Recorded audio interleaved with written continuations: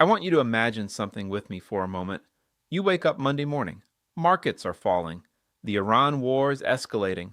Oil is above $100. Your portfolio is down. You're stressed. You're watching the news trying to figure out what to do. And somewhere, in a glass tower in New York or London or Dubai, somebody is sitting at a trading desk and they are not stressed. They are calm, almost bored, because they already know what's about to happen. They already know that in exactly 14 minutes, Donald Trump is going to post something on Truth Social that will send the stock market up 600 points and crash oil prices by 10%. They know, and so they bet $1.5 billion on a market rally and $192 million on oil falling in a single 60-second window at 6:49 in the morning when almost no one else is even awake at their trading desk. 14 minutes later, Trump posts. Markets explode upward. Oil crates. And whoever placed those trades pocketed an estimated $60 million before the opening bell. $60 million in 14 minutes on information that was not public. Now here's why I'm making this video.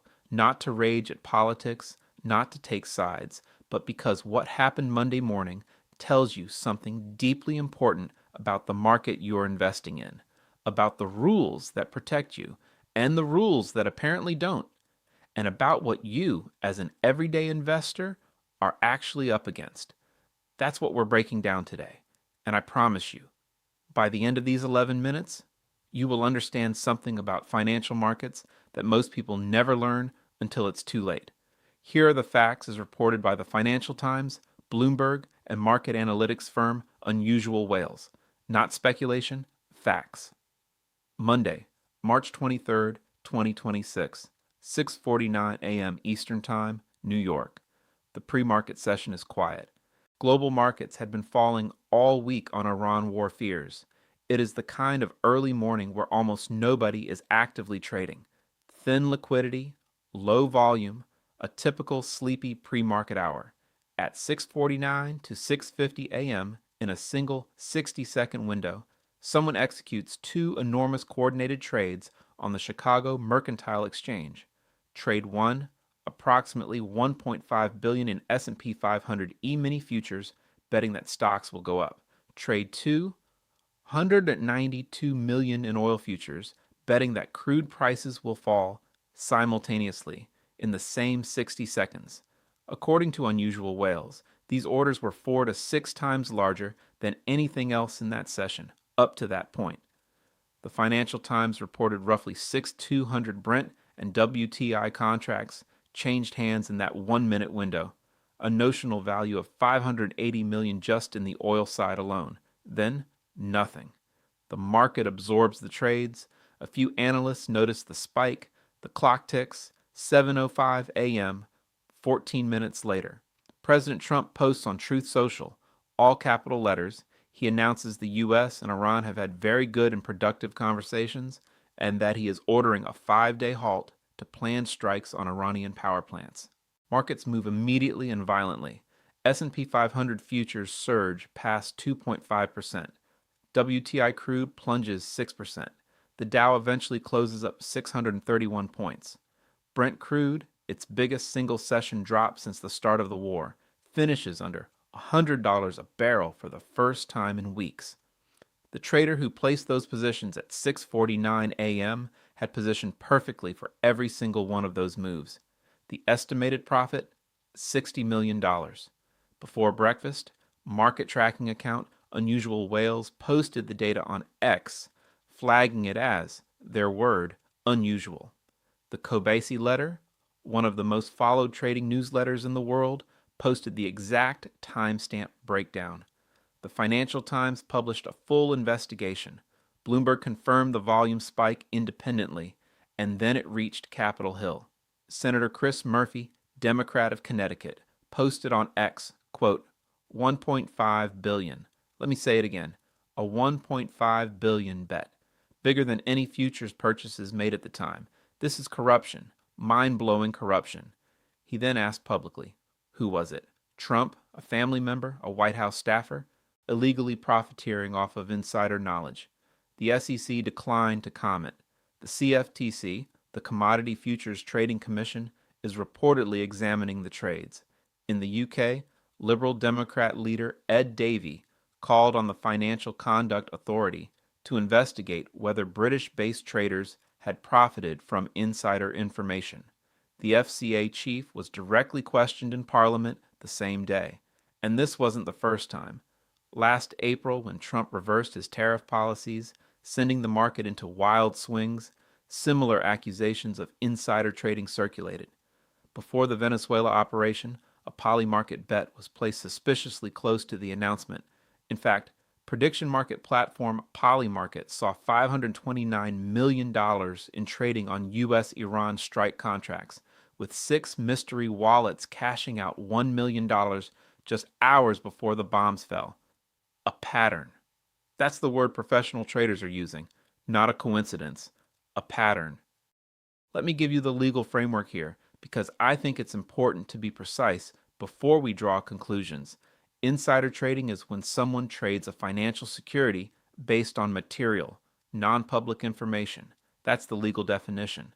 The classic version, a corporate executive knows their company is about to announce a merger, buys shares before the public knows, profits when the news drops. Illegal. SEC investigates. People go to prison. But here's where it gets legally complicated in this specific case. Political intelligence, information about what a government official is about to do, has existed in a legal gray zone for a long time. In fact, it wasn't until 2012 that the Stock Act was passed, making it explicitly illegal for members of Congress to trade on non-public information they gained through their official duties. The question everyone is asking right now is this: if someone close to the president knew, before it was publicly posted, that Trump was about to announce a halt to Iran strikes, and they traded on that knowledge, does that cross a legal line? The honest answer is, it depends on who placed the trade, what they knew, and how they knew it. And right now, we don't know who placed the trade. That's exactly what regulators are trying to determine. What we do know is this: the CFTC has the ability to demand trading records for any large position on the CME. The SEC has broad investigatory powers, and the paper trail in futures markets, unlike many other financial instruments, is relatively transparent. The exchange knows who placed these orders. There is also a separate but equally important dimension here that goes beyond legality. Even if this trade was technically legal, even if it turns out to be a hedge fund that made an educated geopolitical guess based on public signals, the optics of it, the pattern of it, and the scale of it represent a fundamental fairness problem for every ordinary investor. Here's the hard truth that I want to be honest with you about. You and I trade markets where geopolitical decisions by one person, one tweet, one Truth Social post, one phone call, can move trillions of dollars in minutes. And there will always be people closer to that person than we are. People who hear things first. People who, intentionally or not, signal those things to friends who trade. That is not a reason to stop investing.